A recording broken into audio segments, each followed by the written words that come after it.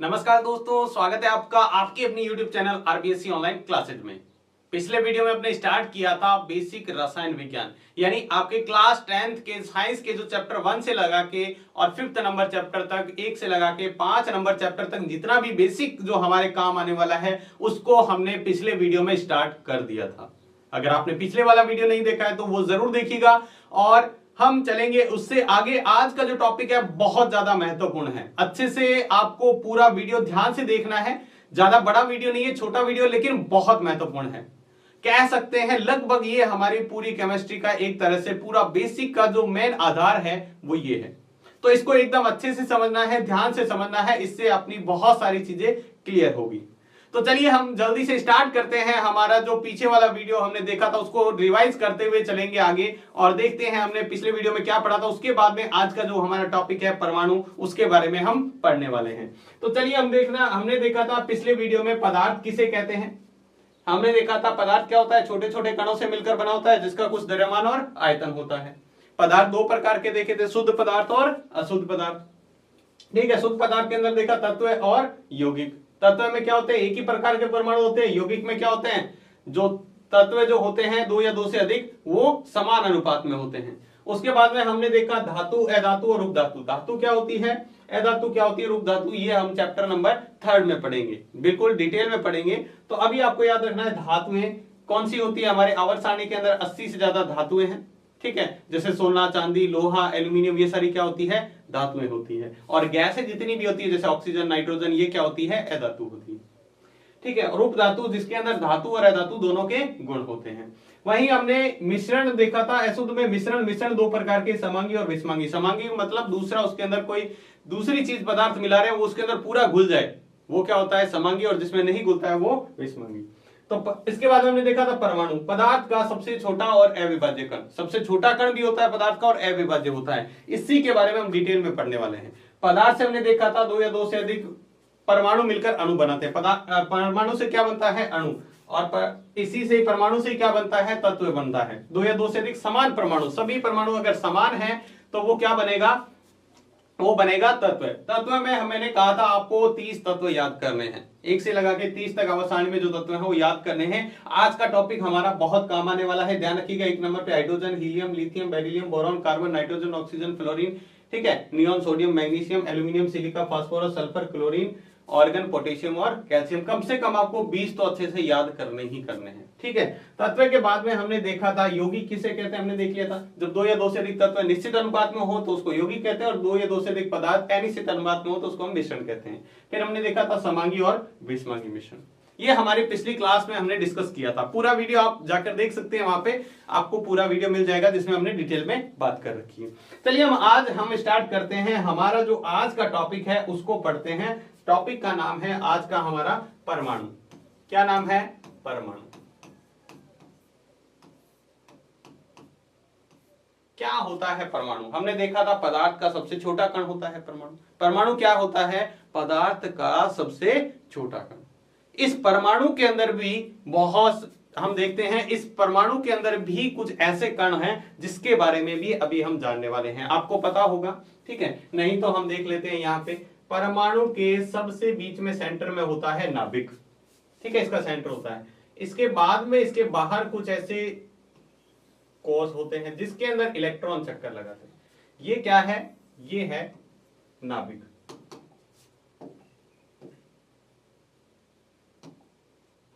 ये जो है ये है नाभिक। इसको हम क्या कहेंगे, इसको हम कहेंगे नाभिक। इस नाभिक के अंदर दो तरह के कण होते हैं। इस नाभिक के अंदर भी दो तरह के कण होते हैं। कौन कौन से, एक होता है प्रोटॉन और होता है न्यूट्रॉन।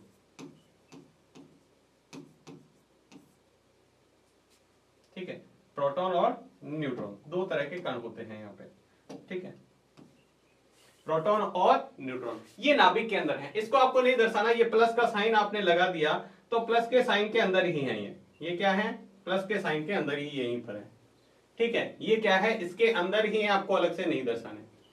इसके बाद में इसमें एक और कण होता है जिसको हम क्या कहते हैं, जिसको हम कहते हैं इलेक्ट्रॉन।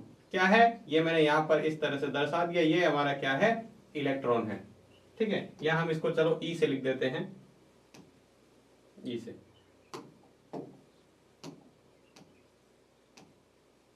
ई से जो हमने दर्शाया है ये क्या है, ये है इसके बाहर बाहर ये जो गोल चक्कर बनाया यहां यहां ये चक्कर लगाते हैं, इसको हम कहते हैं इलेक्ट्रॉन।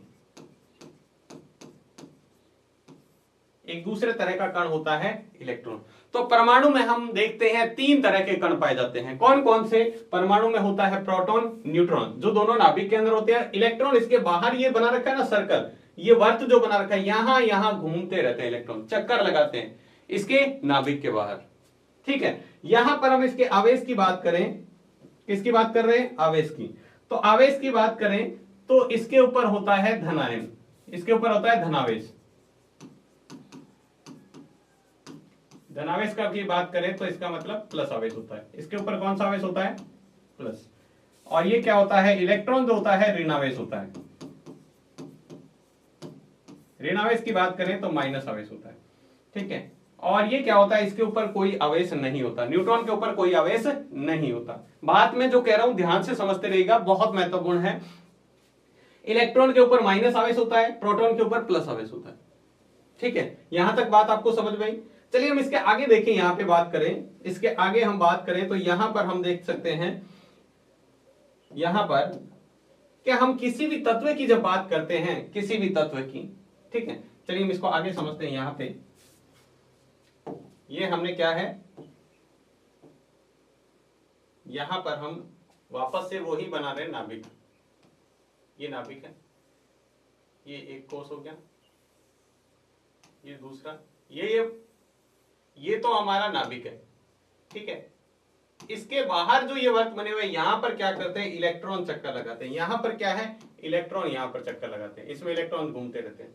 ठीक है, इलेक्ट्रॉन क्या करते रहते हैं? घूमते रहते हैं। जो सबसे पहला चक्र है ये, इसका विशेष नाम होता है, इसको बोलते हैं, ये जो बाहर ये वर्त बने हुए ना, इसका स्पेशल नाम होता है, जहां पर इलेक्ट्रॉन क्या करते हैं? गति करते हैं, घूमते हैं, इसका नाम होता है कोष। तो पहले कोष को हमने क्या कह दिया? के कोष। इसका नाम क्या होता है? के कोष। दूसरा जो हमारा कोष है इसको हम कहते हैं एल कोष, नाम हमने दे रखा है इसका एल कोष। तीसरा जो हमारा कोष है इसको हम क्या कहते हैं? एम कोष। अगला जो आएगा उसको हम क्या कहेंगे? एन कोष कहेंगे। तो जहां पर इलेक्ट्रॉन चक्कर लगाता है इसको कोष या कक्षा कहते हैं। जहां पर इलेक्ट्रॉन चक्कर लगाता है एक विशेष, यानी इसमें घूमेगा वो इसी से में घूमेगा, आगे नहीं जाएगा और बाहर भी नहीं आएगा। ठीक है, जो इस चक्कर में घूम रहा है वो इस चक्कर में ही घूमता रहेगा। हाँ, आगे पढ़ेंगे अपन कैसे दूसरे कक्षा में या ऑर्बिट में जा सकता है, वो अपन आगे पढ़ेंगे, लेकिन अभी याद रखिएगा इसी में घूमता है। और जो तीसरे कोष में घूम रहा है वो तीसरे में घूम रहा है। इसको हम कह देते हैं, पहले कोष के लिए n बराबर क्या होता है? 1 होता है। ठीक है, दूसरे कोष के लिए n बराबर, ये दूसरे नंबर का है तो n बराबर 2, तीसरे नंबर का है तो n बराबर 3, n बराबर 3, n बराबर क्या हो गया? 3। अब देखिएगा ध्यान से, अब हम बात करें यहां पे, किसी भी कोष में, किसी कोष में अधिकतम इलेक्ट्रॉनों की संख्या,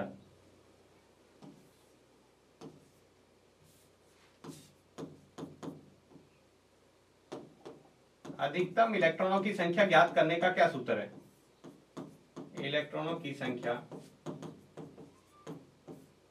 किस सूत्र से हम ज्ञात कर सकते हैं? देखिएगा, हमारे पास एक सूत्र है जिससे हम पता लगा सकते हैं कौन से कोष में कितने इलेक्ट्रॉन आएंगे, कौन से कोष में कितने इलेक्ट्रॉन आएंगे। तो चलिए हम इससे पता लगाते हैं। हमारे पास सूत्र जो है वो है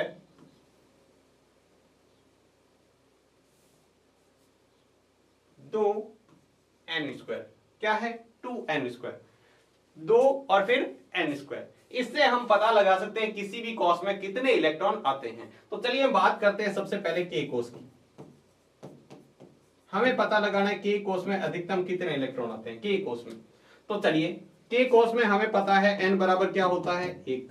तो हम इसका मान निकालें तो क्या आ जाएगा? ध्यान से देखते रहिएगा, इसका मान निकालें तो क्या आ जाएगा? 2 और n की जगह 1, n की जगह 1 और 1 का क्या आएगा? स्क्वायर। 1 का स्क्वायर क्या होता है? 1 ही होता है। 2 × 1 कितना हो गया? 2। यानी पहले कोष में हम बात करें के कॉस में कितने अधिकतम इलेक्ट्रॉन आ सकते हैं। के कॉस की बात करें तो के कॉस में अधिकतम कितने इलेक्ट्रॉन आ सकते हैं, 2 इलेक्ट्रॉन आ सकते हैं। कितने इलेक्ट्रॉन, 2 से ज्यादा नहीं आएंगे। 2 आते ही ये फुल हो जाएगा, 2 आते ही के कॉस क्या हो जाएगा, पूरा हो जाएगा। मतलब आपको बात करें, एक कोई ऐसा रूम बना हुआ है जिसमें 2 चेयर लगी हुई है, ठीक है, छोटा रूम है, 2 ही चेयर लगी हुई है, तो कितने जने बैठ पाएंगे चेयर पे, 2 ही जने बैठ पाएंगे। तो उसी तरह यहां पर 2 इलेक्ट्रॉन आएंगे, बाकी जगह नहीं रहेगी। इसी तरह आप दूसरा कॉस निकालोगे, ठीक है, दूसरे कॉस की हम बात करें, चलिए दूसरे कॉस की बात करते हैं जहां n बराबर 2। दूसरे कॉस का नाम क्या है, एल कॉस। एल कॉस में देखिएगा कितना आ गए, 2 इंटू 2 की पावर 2। n की जगह हमने क्या रखा है, इस n की जगह आपको मान रखना है। तो 2 इंटू 2 की पावर 2, 2 दूनी कितना हो गया, 2 का स्क्वायर 4, 4 को 2 से गुणा करेंगे तो 8। आपसे पूछे एल कॉस के अंदर अधिकतम कितने इलेक्ट्रॉन आ सकते हैं, किसके अंदर, एल कॉस के अंदर। एल कॉस में अधिकतम इलेक्ट्रॉन आ सकते हैं 18। एल कॉस में कितने इलेक्ट्रॉन आ सकते हैं, 18। इसी तरह हम बात करें आपसे एम कॉस की, एल कॉस में कितने आ सकते हैं, 18 नहीं 8 electron, sorry 8 electron L cos के अंदर। एल कॉस के अंदर अधिकतम 8 इलेक्ट्रॉन आ सकते हैं, कितने, 8 इलेक्ट्रॉन। इसकी बात करें एम कॉस के अंदर, तो एम कॉस की बात करें तो 2 एन की जगह कितना रख दिया मैंने, 3, और इसका स्क्वायर, 3 का स्क्वायर कितना होता है 9, 9 को 2 से गुणा करो, 9 दूनी क्या हो गया 18। इसमें कितने आ सकते हैं, 18, अधिकतम 18 आ सकते हैं। जगह तो 18 की है, यानी एक ऐसा रूम बना हुआ है जिसमें 18 चेयर लगा सकते हैं, लेकिन लगी हुई कितनी है, 8 लगी हुई है।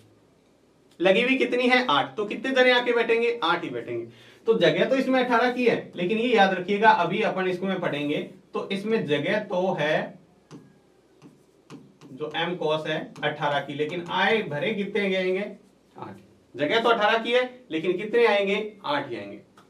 नहीं समझ में आया, चलो मैं इसको समझाता हूं। जैसे मान लो ये एक रूम बना हुआ है, इसमें चेयर लगी हुई है, ऐसे यहां पर चेयर लगी हुई है। अब इस रूम में टोटल चेयर 8 ही लगी हुई है, ठीक है। अब रूम बड़ा है, रूम देखो इतनी जगह है कि टोटल इस तरह की 18 चेयर आ सकती है, 18 जने बैठ सकते हैं, लेकिन चेयर 8 ही लगी हुई, तो कितने आएंगे, 8 ही आएंगे। तो इलेक्ट्रॉन भरे कितने जाते हैं, अभी आप ये याद रखिएगा, इसमें 8 ही भरे जाते हैं, कितने, 8 ही। तो हमने ये याद रखा, जहां पर इलेक्ट्रॉन चक्कर लगाते हैं उसको कोस या कक्षा कहते हैं। पहले नंबर वाला जिसको कहते हैं के कॉस, दूसरे नंबर वाले को कहते हैं एल कॉस, तीसरे नंबर वाले को कहते हैं एम कॉस, ठीक है। के कॉस में अधिकतम कितने इलेक्ट्रॉन आते हैं, 2। एल कॉस में अधिकतम 8। एम कॉस में 8, जगह तो 18 की है, लेकिन आते कितने हैं, 8। जगह कितने की है, यहां पर मैं लिख देता हूं 18 की, लेकिन अभी वो कितने भरे जाएंगे, 8 ही भरे जाएंगे। 8 के बाद में अगले में चले जाएंगे, ठीक है। निकाल तो सकते हो, अगर आपको निकालना एन कॉस, एम के बाद में कौन सा आएगा, एन कॉस, ठीक है। एन कॉस में निकालना है तो एन बराबर कितना हो जाएगा, 4, ठीक है। 4 रख के इसकी संख्या निकाल सकते हैं। क्या कर सकते हैं, इसकी संख्या निकाल सकते हैं। बहुत काम का टॉपिक है ये, आपके चैप्टर में भी आएगा, आपके चैप्टर में ये काम आने वाला है, इसको अच्छी तरह आपको तैयार करना है, ठीक है। इसके बाद में हम अगली बात जो सीखेंगे, अगली बात जो समझेंगे वो ये है कि किस तरह से इसमें इलेक्ट्रॉन भरे जाते हैं। तो चलिए मैं बात करता हूं यहां पर, चलिए मैं बात करता हूं यहां पर हाइड्रोजन की। पहले हम हाइड्रोजन से लेते हैं।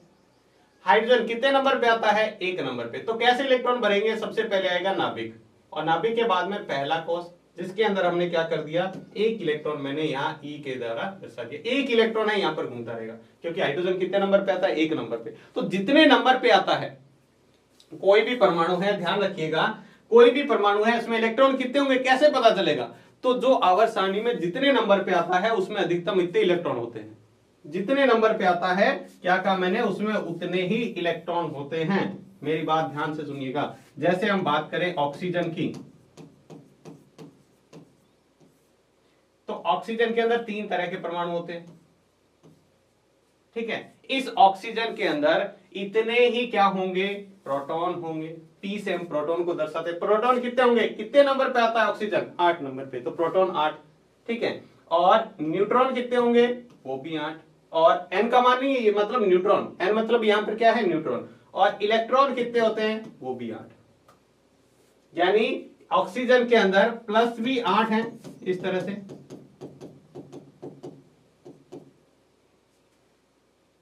ठीक है। ये 8 प्लस है, और 8 ही क्या है,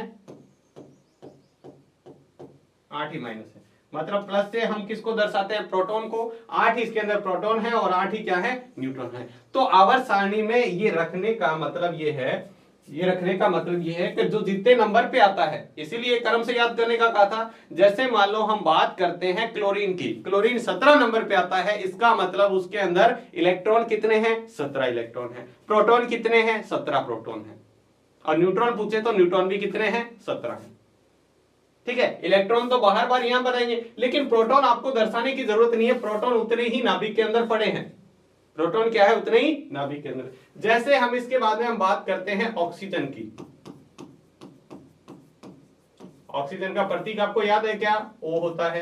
कितने नंबर पे आता है, 8 नंबर। कैसे दर्शाएंगे, इसको ध्यान से समझिएगा। एक दो आप ध्यान से समझ गए ना, उसके बाद में आपको सबसे पहले हमने दर्शा दिया नाभिक। ठीक है, 8 नंबर पे आता है प्रोटॉन, इसके अंदर न्यूट्रॉन प्रोटॉन 8 इसके अंदर हो गए। पहला कोष, पहले कोष में कितने इलेक्ट्रॉन आएंगे बताओ जरा, मैं इसको ऐसे बना देता हूं, ये 1 2। हमने कहा है कि कोष के अंदर अधिकतम 2 ही आ सकते हैं, 2 के बाद में इसमें जगह ही नहीं है, भर नहीं सकते। ठीक है, और ऐसा नहीं है कि अपनी मर्जी से ही भरते रहो, नहीं, इसके बाद में दूसरा कोष आ जाएगा। टोटल कितने होने चाहिए, 8। 8 में से 2 ने तो अपनी जगह बना ली, पीछे कितने बचे हुए हैं, 6 अभी बचे हुए हैं। तो हम इसमें कितने इलेक्ट्रॉन भर देंगे, 6। कितने इलेक्ट्रॉन भर देंगे, 6। ठीक है, 1 ये 2 3 ये 4 ये 5 ये 6, इसके अंदर 6 इलेक्ट्रॉन आ गए। टोटल गिन के देख लो, पहले में 2 हो गए, बाहर वाले में 6, 2 और 6 कितने हो गए, 8 हो गए। 8 नंबर पे आ रहा है, 8 इलेक्ट्रॉन दर्शाने अपने को। 8 क्या दर्शाने, इलेक्ट्रॉन। वैसे ही हम बात कर सकते हैं सोडियम की। हम यहां पे बात करें सोडियम की। सोडियम कितने नंबर पे आता है जरा बताइएगा, पहले तो बताइए सोडियम का प्रतीक क्या होता है। सोडियम का प्रतीक क्या होता है, सोडियम का प्रतीक होता है Na। क्या होता है, Na। और कितने नंबर पे आता है, 11 नंबर पे। तो जल्दी से मैं बना देता हूं, ये आ गया नाभिक। नाभिक पहला कोष, दूसरा कोष, तीसरा कोष। कैसे 3 कोष बनाए। अब यहां पे मैं संख्या लिख रहा हूं, आपको संख्या लिख के बता रहा हूं, यहां पे ध्यान दीजिएगा, संख्या लिख के बता रहा हूं सिर्फ। पहले कोष में कितने आएंगे, 2 इलेक्ट्रॉन, तो मैंने यहां पर लिख दिया भाई 2 इलेक्ट्रॉन इसमें आगे फुल हो गए। दूसरे में कितने आएंगे, 8। दूसरे में कितने आएंगे, 8। 8 और 2 10 हुए, टोटल कितने होने चाहिए, 11 होने चाहिए। ऐसा नहीं है 8 से ज्यादा आ ही नहीं सकते दूसरे में, हमने यही तो पढ़ा है, ये रहा, ये हमें याद रखना है, इससे ज्यादा नहीं भर सकते हम इसमें। पहले में 2 होने के बाद में और इलेक्ट्रॉनों की संख्या भरनी है तो दूसरे में जाइए, दूसरा भी फुल हो गया तो तीसरे में। ठीक है, तो हमने क्या किया, 1 इसके अंदर भर दिया। कितना, 1, 11 हो गए ना, 8 2 10 और 1 11। तो इसके अंदर कितने आते हैं, 11। आप चाहे तो इस तरह से डॉट बना के बना दीजिएगा, मैंने यहां शॉर्ट में बना। एक और ले लेते हैं, जैसे हमने लिखा कैल्शियम। कैल्शियम आपको पता है क्या होता है प्रतीक, Ca। और कितने नंबर पे आता है, 20। 20 पे आता है क्या, जरा देखिएगा जल्दी से।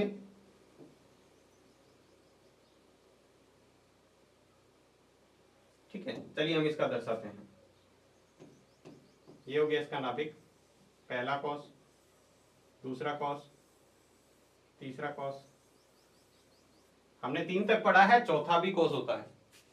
ठीक है, इलेक्ट्रॉनों की संख्या आप निकाल सकते हो। अब जल्दी से मैं बता देता हूं, इसके अंदर कितने अधिकतम इलेक्ट्रॉन कौन से में कितने आएंगे।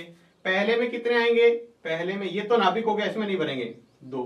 दूसरे में 8, तीसरे में 8, कितने हो गए, 18 हो गए, और 2 इसमें आ जाएंगे, कितने हो गए, 20।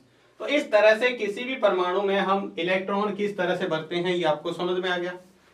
तो इस तरह से हम क्या कर सकते हैं, किसी भी तत्व के अंदर किस तरह से इलेक्ट्रॉन भरे जाते हैं वो हम भर सकते हैं। ठीक है, ध्यान रखिएगा, जो हम कोष के अंदर ये दिखा रहे इलेक्ट्रॉनों की संख्या, इतने के इतने प्रोटॉन और जो न्यूट्रॉन है वो हम नाभिक जो दिखा रहे हैं इसके अंदर हैं। इस नाभिक के अंदर उतने ही के उतने प्रोटॉन और न्यूट्रॉन होते हैं। ठीक है, अच्छे से ध्यान रखिएगा। तो मुझे लगता है ये आपको समझ में आ गया होगा। फिर भी अगर आपको कोई दिक्कत है तो अपन 1 2 और निकाल के देख लेते हैं। चलिए, हमने अभी तक देखा था, हम एक और निकाल के देख लेते हैं। क्लोरीन कितने नंबर पे आता है, क्लोरीन 17 नंबर पे। तो ये हमारा हो गया नाभिक, ये पहला कोष, ये दूसरा कोष हो गया, ये तीसरा कोष हो गया। ठीक है, इलेक्ट्रॉनों की संख्या भर देते हैं। आपको ध्यान रखना है 17 इलेक्ट्रॉन भरने हैं। कितने? 17। तो पहले में कितने हैं? 2 से ज्यादा नहीं भरेंगे। अगर पहले में 2 से ज्यादा इलेक्ट्रॉन भर दिए तो वहीं पर ही हमारा क्या हो जाएगा, सवाल गलत हो जाएगा, इलेक्ट्रॉन भरना गलत हो जाएगा। दूसरे में कितने भरते हैं? 8। 17 कर रहे हैं, ध्यान रखना।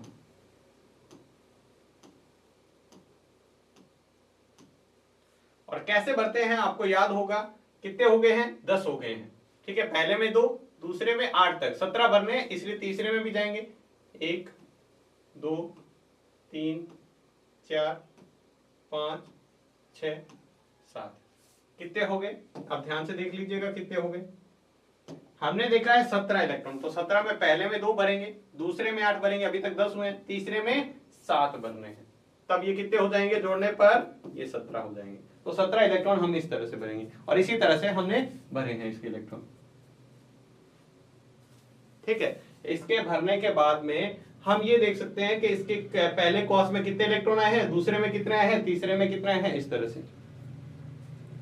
ठीक है, आपको इस तरह से इलेक्ट्रॉन भरने आने चाहिए ताकि हम क्या कर सकें। इसके नेक्स्ट वाला जो टॉपिक हम पढ़ने वाले हैं बहुत महत्वपूर्ण टॉपिक है, जो उसको हम पढ़ेंगे, अच्छे से समझेंगे, जो है किसी भी तत्व की संयोजकता जो निकालते हैं वो इसी के आधार पर निकालते हैं।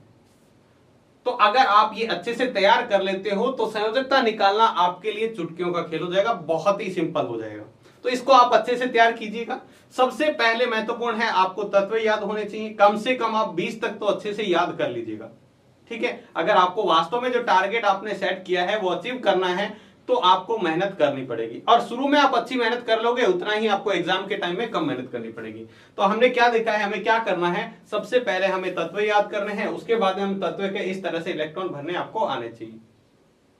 ठीक है, जब ये इलेक्ट्रॉन भरने सीख जाएंगे तो नेक्स्ट टॉपिक बहुत महत्वपूर्ण है, बहुत ज्यादा महत्वपूर्ण, वो है किसी भी तत्व की संयोजकता निकालना। अगर आपको संयोजकता निकालना समझ में आ गया तो फिर उसके अगले वाला जो टॉपिक हम पढ़ेंगे वो है किसी भी यौगिकों का अणुसूत्र जो नाम बनाते हैं वो कैसे बनाते हैं, अणुसूत्र से नाम और नाम से अणुसूत्र, वो आपके लिए इजी हो जाएगा। तो कहीं ना कहीं ये chemistry basic step by step, एक स्टेप दूसरे स्टेप से जुड़ा हुआ है, तो पीछे वाला आपको अच्छे से आना चाहिए। और कहीं ना कहीं जो हमारी कमी रहती है वो यही रहती है कि हमें पीछे का बेसिक नहीं आने के कारण वो सब्जेक्ट धीरे धीरे हमारे लिए मुश्किल बनता जाता है। तो चलिए हम जल्दी से देख लेते हैं आज की क्लास में जो हमने पढ़ा है वो देख लेते हैं जल्दी से। सबसे पहले हमने देखा परमाणु के बारे में। किसके बारे में देखा हमने? परमाणु के बारे में। परमाणु क्या होता है? पदार्थ का सबसे छोटा कण। किसके बारे में हमने पिछली क्लास में देख रखा है, क्या था? पदार्थ का सबसे छोटा जो कण होता है वो होता है परमाणु, जिसका क्या होता है, और वो क्या होता है, दूसरी बात अविभाज्य। अविभाज्य का मतलब जो टूट नहीं सकता, जिसको विभाजित नहीं कर सकते। अब इसके अंदर क्या होता है, इसके अंदर 3 तरह के कण और होते हैं। किसके अंदर? किसी भी परमाणु, किसी भी तत्व का परमाणु है, कोई भी तत्व का परमाणु हो, ये सारे के सारे ये जो तीनों कण हैं वो इसके अंदर होंगे। ठीक है, जिसके अंदर 2 प्रकार के कण जो नाभिक के अंदर, इसका जो सेंटर होता है, जैसे हम वर्त बनाते हैं, वर्त का केंद्र होता है ना, वैसे ही इस गोले का जो केंद्र होता है, उस केंद्र के अंदर, उसको हम केंद्र को नाभिक कहते हैं। और इस नाभिक में 2 तरह के कण पाए जाते हैं, एक को कहते हैं प्रोटॉन और दूसरे को कहते हैं न्यूट्रॉन। पहला प्रोटॉन और दूसरा न्यूट्रॉन। प्रोटॉन जो होता है वो धनावेश होता है, इसके ऊपर प्लस आवेश होता है, और न्यूट्रॉन जो होता है वो क्या होता है? अनावेशित होता है, इसके ऊपर कोई भी आवेश नहीं,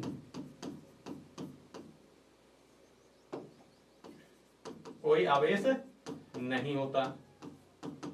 ठीक है, और इलेक्ट्रॉन होता है वो क्या करता है, इस नाभिक के बाहर बाहर ऐसे जो रास्ते बने होते हैं, इनको हम कोश या कक्षा कहते हैं, यहां पर क्या करता है, चक्कर लगाता है, एक जगह फिक्स नहीं रहता है, चक्कर लगाता है। ठीक है, तो ये इस तरह से किसी भी परमाणु के अंदर, चाहे वो कोई भी परमाणु हो, लोहे का हो, सोने का हो, चांदी का हो, किसी का भी परमाणु हो, उसके अंदर ये क्या होते हैं, नाभिक होता है। नाभिक के अंदर प्रोटॉन और न्यूट्रॉन होंगे और उसके बाहर इलेक्ट्रॉन चक्कर लगाएंगे। ठीक है, और किसी भी तत्व में कितने प्रोटॉन, कितने न्यूट्रॉन और कितने इलेक्ट्रॉन होंगे वो डिपेंड करता है उसके परमाणु क्रमांक पे, यानी कौन से नंबर पर आ रहा है। जितने नंबर पे आएगा उतने ही इसके अंदर इलेक्ट्रॉन होंगे, उतने ही प्रोटॉन होंगे, उतने ही न्यूट्रॉन होंगे, अगर वो तत्व है तो। आयन होगा तब अलग बात होगी, अभी अपन तत्व की बात कर रहे हैं। ठीक है, तो इस तरह से हम इसको निकाल सकते हैं। उसके बाद में हमने देखा ये जो जहां पर इलेक्ट्रॉन चक्कर लगाते हैं वो कोष या कक्षा कहलाते हैं। वो क्या है, जहां पर इलेक्ट्रॉन चक्कर लगाते हैं उनको हम क्या कहते हैं, उन रास्तों को हम कहते हैं कोष या कक्षा। अब ये इलेक्ट्रॉन क्या करेगा, ये वाला इलेक्ट्रॉन यहाँ घूमता रहेगा, ये वाला इलेक्ट्रॉन पूरे यहाँ इस रास्ते में घूमेगा, बाहर वाला यहाँ पर। जहां पर ये जिस रास्ते पर चक्कर लगा तो उसको हम क्या कहते हैं, विशेष नाम दे देते हैं कोष। पहले कोष को के कोष, दूसरे को एल, तीसरे को एम, चौथे को एन कहेंगे, फिर एम एन ओ पी इस तरह से चलता है। ठीक है, अब किसी भी कोष में अधिकतम इलेक्ट्रॉनों की संख्या निकालने का सूत्र बहुत महत्वपूर्ण है। ठीक है, इसको अच्छे से याद कीजिएगा, ये कई बार एग्जाम में पूछा जाता है। हम इसको 5th चैप्टर के अंदर फिर से पढ़ेंगे, तो आप अभी से इसको तैयार कर लीजिएगा कि किसी भी कोष के अंदर अधिकतम इलेक्ट्रॉन कितने होते हैं वो हम निकाल सकते हैं। उसके बाद में हमने देखा कोष में इलेक्ट्रॉन कैसे निकाल सकते हैं, निकाल के देखें। अब हमने बात की किसी भी तत्व के अंदर, जैसे मैंने बताया ऑक्सीजन जो 8 नंबर पे आता है, इसका मतलब 8 ही प्रोटॉन, 8 ही न्यूट्रॉन और 8 ही इलेक्ट्रॉन इसके अंदर उपस्थित है। नेक्स्ट हम बात करते हैं हमारा किस तरह से किसी भी तत्व के अंदर इलेक्ट्रॉन भरे जाते हैं, वो हमने देखा। ठीक है, ये इलेक्ट्रॉन आप भर के आप अपनी तरफ से कोशिश कीजिएगा उस तत्व को इलेक्ट्रॉन भरने की। ठीक है, कम से कम 20 तक आप कॉपी में भर के देख लीजिएगा, इससे आपकी प्रैक्टिस होगी। और नेक्स्ट वाला टॉपिक मैं कह रहा हूं आपके लिए बहुत महत्वपूर्ण है, वो आपको अच्छे से समझ में आ जाएगा। तो इस तरह से हमने क्या किया है, इनको निकाल के देखा है किस तरह से इलेक्ट्रॉन भरे जाते हैं। तो आज की वीडियो में बस इतना ही। नेक्स्ट वीडियो में हम बात करेंगे कैसे किसी भी तत्व की संयोजकता निकालते हैं, उसके बारे में बात करेंगे, बहुत महत्वपूर्ण है। और साथ में ही हम कुछ आयनों के बारे में पढ़ेंगे, वो भी नेक्स्ट टॉपिक में। अब आयन हमें समझ में आ गया और संयोजकता निकालना आ गया, तो फिर अणुसूत्र तो हमारे लिए बिल्कुल आसान हो जाएगा, बिल्कुल ही आसान हो जाएगा, आप आसानी से कर सकते हो। तो आज की वीडियो में बस इतना ही, मिलते हैं नेक्स्ट वीडियो में नए टॉपिक के साथ, तब तक के लिए धन्यवाद।